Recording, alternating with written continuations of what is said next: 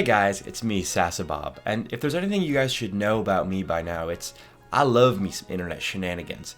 As such, I always try to keep my ear to the ground regarding any weird stuff happening online, and boy do I have a banger for you guys today. Now I think we're all familiar with the story of Anne Frank, right? But just in case you've been hiding under a rock, or maybe an attic, it's basically the true story of a young Jewish girl hiding from the Nazis during World War II, as told through her diary. What would happen if one bold playwright asked the question we've all been wondering? What if instead of an attic, what Anne Frank was really hiding inside of was the closet? Take a look at this actress playing Anne Frank, and this one, and this one, and this one. What do all of these actors have in common? They're all white. Our world has been getting more and more diverse, but our Holocaust narratives have not been able to keep up. Until now! I've created a new musical called Slam Frank that combines hip-hop, spoken word poetry, and mucho diversity so that we can have a version of this story that is prescient and relevant to future generations. That's right, this new off-Broadway musical reimagines Anne Frank as a gay trans woman of color. Now the actual name of the musical is Slam Frank, and it describes itself as a bold and inclusive Anne Frank hip-hop musical about being true to who you are. Now, I do have some experience with plays myself. In fact, my rendition of Tree Number 2 is still talked about to this day. So when I heard that they were retelling the story of Anne Frank, but actually good, well, needless to say, I was pretty excited. However, others did not share in my excitement. In fact, some people didn't even think it was real.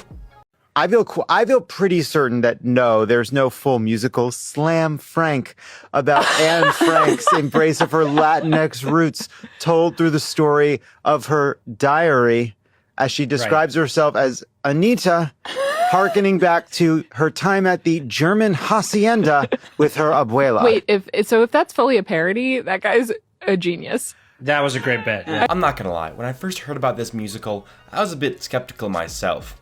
I mean, it doesn't exactly help that their slogan to promote the musical is, "This is a real musical." But nevertheless, I decided to follow the project, and continue to do so for the better part of a year. And originally, I wasn't even gonna make a YouTube video about it because I assumed this is probably just some guy online doing a bit, right?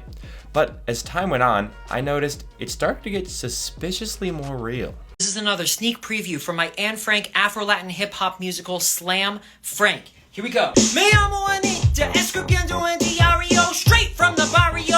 I ain't sorry, so if you don't know Espanol, you'll hear no sick flows. Listen, gringos, I speak the lingo of my ancestors. Mi abuela y abuelo. I used to lay low till abuela said to say no. And now I spread it thick like queso. Yeah, I say so. Make the white boys pay me peso. Hello?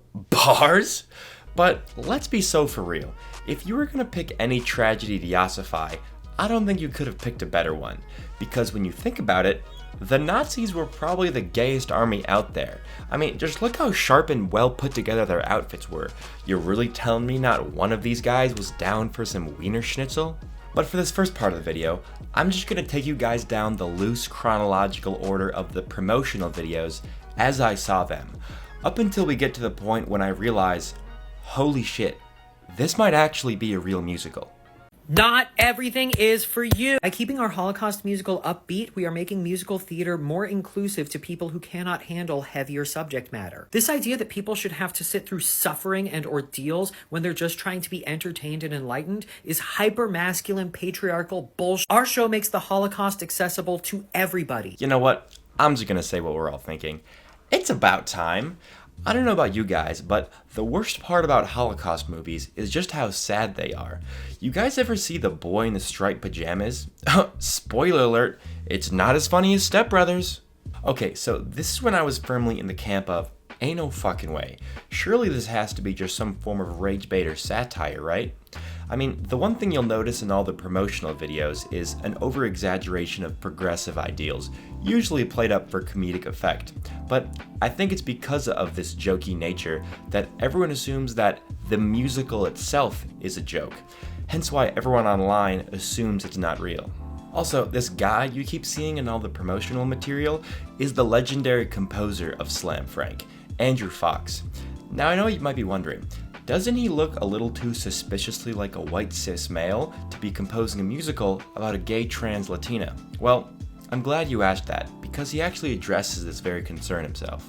I'm the composer of Slam Frank, a brand new Anne Frank hip-hop musical, and comments like this one are really starting to get to me. Everybody keeps saying, oh, you're white, you're a white savior, and it's like, am I? You don't know. You don't know me, you don't know my life, you don't know my family, and you don't know my family because if you did, you would know that my father's third wife is from Ecuador, which is what makes me 1/4 Latin. You don't know that, and so you keep calling me white when I'm a person of color. First off, I want to congratulate Andrew on being brave enough to share his Ecuadorian ancestry. As someone who is 1/57th Native American, I completely understand his struggle of being associated with the white man. Now, does this mean if you're not subscribed to Sasabob, you hate indigenous people? I mean, yeah, kinda, but hey, you know what? I don't make the rules, okay? I just enforce them on others. At this point in the production timeline, I think this is where I start to get a little bit suspicious. There are just too many videos and too much time invested for this to just be a one-off goof. And for the record, I really do want it to be real, because I think it's funnier that way. Also, I can make a YouTube video about it if so. Psst. This is subtle foreshadowing regarding the legitimacy of this musical. Luckily, every video onwards only serves to validate my faith in this fever dream of a musical production. And this is only further illustrated with the release of the cast list. I have learned to question everything about my identity. Pain was my refrain when I would aim to hide, but now that you're here, now that we're queer, it's time to reclaim our pride. Oh my god, is that Alex Lewis from the critically acclaimed drama thriller Dexter? But Sasabob, I actually watched all of Dexter, and I don't remember this guy at all. And that's how I know you're a fake fan, if you don't even remember the pivotal character of Marty the food truck attendant. Triple red eye, please. It's your third one today, bro. You don't cut back and you're tempting the heart gods. Least of my worries, bro. Little coffee with that sugar? Can't beat the combo. Caffeine and a sugar rush. Nah, but for real though, Alex Lewis is a legitimate name who's been around the internet block a couple of times. He started off as a BuzzFeed writer, but has since expanded into other internet shenanigan-related projects over the years. He's also in a comedy-themed band with one of the Try Guys. All that to say, his involvement pretty much solidified the legitimacy of Slam Frank, or at least in my eyes. As the cast list was announced, featuring other minor internet celebrities, alongside the constant song previews, I was finally ready to admit that maybe, just maybe, Slam Frank is a real musical. But then at last, the final dagger. Our own survival relied on denial, but now we're free. No more a pretender, asserting my gender, embracing my sexuality.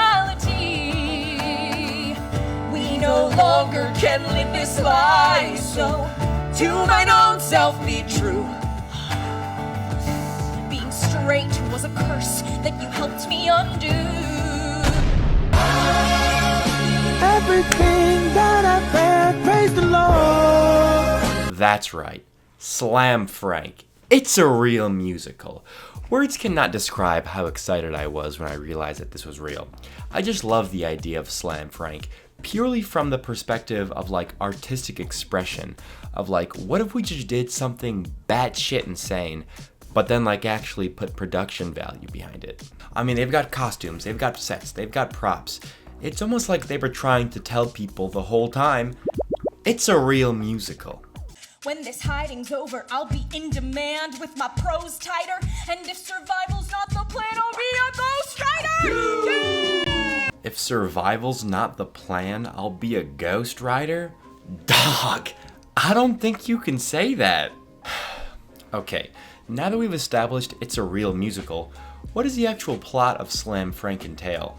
Also, spoiler alert for the critically acclaimed off-Broadway musical Slam Frank, just in case you were planning on seeing it. You have been warned. I am now going to do my best attempt to summarize the plot of Slam Frank, although I fear my words will not do this performative masterpiece the justice it deserves.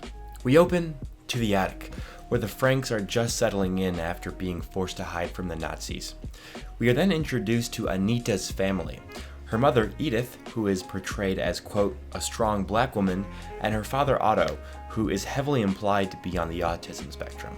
The main conflict arises when Anita's mother tries to suppress her Latinx identity by insisting that her name is actually Anne, not Anita, and urges her to be more like her sister Margot, who more conforms to the traditional Jewish norms. Anita is then visited by the ghost of her abuela, who urges her to stay true to herself and her Latin roots. Anita, abuela, don't forget who you are, Anita. Anita, mi pobrecita, don't forget where you came from. Throughout the course of the play, almost every single character has some sort of revelation about their gender or sexual identity. Her father Otto comes out as gay, and her mother Edith as asexual, and of the family sharing the attic with them, the Van Dams, Peter comes out as non-binary, inspiring Anita to come out as pansexual. And then Peter's mom, Mrs. Van Dam, reveals that she has some sort of sexual fetishes. At the end of all these revelations, the characters then remove their Star of David patches and replace them with pronoun pins. As far as I can tell, the only character who doesn't have any sort of major gender/sexual reveal is Anita's sister Margot, who acts as a sort of foil to Anita. More conflict arises regarding Margot, as when discussing post-war plans, she says she's going to, and I quote, turn Palestine into a safe space. Anita is so distraught by this that she writes a letter revealing the attic's location and throws it out the window. Later, Nazi soldiers then come by and execute everyone in the attic. Adolf Hitler then arises from the audience and reveals that he was so moved by watching the musical, he decides to transition into Adeline Hitler and declares the Holocaust officially cancelled. Pure cinema. Okay, so obviously Slam Frank is some form of satire, right? However, I think it's actually a little bit more complicated than that. You see, what most people don't understand is the satire is not the actual musical, but is rather found in the production of the musical. This is best illustrated in all the hyperbolic social media posts of the director. I'm the composer of Slam Frank, and I'd like to address the New York Times critic who included Slam Frank in their Best Comedy of 2025 list. Do you think this is funny? Do you think there's something funny about using the power of musical theater and hip-hop to let black and brown girls know that they too can grow up to be Anne Frank? Do you think there's something funny about a Jew who was unalived by the Yazis and a G-side rejecting patriarchal slut-shaming by exploring her piss kink with her teenage son? Do you think that's funny? You see, Andrew Fox, the director of Slam Frank, is actually playing the character of Andrew Fox, director of Slam Frank. Now, I know this doesn't really make much sense, but this is why most people in the comments were confused as to whether it was a real musical or not, because they thought that the musical was the joke instead of the absurdist reality of the production of the musical being the joke. For anyone still confused, I think this TikTok comment does a pretty good job of explaining it. Frankly, no pun intended, I think Slam Frank is a complicated, layered satire, which is part of what makes it so good, because depending on what layer you're looking at, or maybe perspective is a better word here, you're gonna have a very different interpretation of the musical. This is best seen in the bipartisan negative reactions to it online. You see, conservatives hate it because it is the antithesis of everything they stand for, and liberals hate it because it is an over-dramatic bastardization of their ideals. For Friday Night Spotlight, let's start with New York City and the musical that is sparking controversy for good reason. It's called Slam Frank. It portrays Holocaust victim Anne Frank as a pansexual Latina with a non-binary lover. That's real. Slam Frank. It's real. And that's a direct quote from Fox News, by the way, who of course, as everyone knows, is the ultimate authority regarding the legitimacy of off-Broadway musicals. I think the beauty of Slam Frank is it's not trying to say anything in particular. It doesn't force a narrative upon its viewers, rather it lets them come to their own conclusion. Because depending on your perspective, you're gonna have a very different interpretation of the musical, which I think is a sign of true art. Andrew Fox actually highlights this very point in an interview. And then over here on the you know, I guess we'll say the casual right, you have people going, finally somebody's going after this kind of forced diversity. And then on the left, you've got people going, finally somebody's going after the ways in which genuine movements get for solidarity get co-opted by identity. All on the scale from my rabbi over here to a neo-Nazi over here, laughing at the same jokes, gasping at the same moments, and then getting a drink at the bar afterwards. Or who knows, maybe, just maybe, the real Slam Frank was the friends we made along the way. I don't know. Those are just my thoughts, guys. But I'm actually really curious, what do you guys think of Slam Frank? Is it a complex political satire or just really advanced rage bait? Feel free to let me know in the comment section down below. I just want to say thanks for watching. If you liked the video, don't forget to hit that like button, or if you really like the video, then consider slam franking that subscribe button for even more internet shenanigans. Okay, dogs, see you guys next time, bye! Of the family sharing the attic with them, the Van Dams, Peter comes out as, what does he come out as? Non-binary, inspiring Anita to come out as pansexual. Fuck, so many goddamn names and fucking shit going on.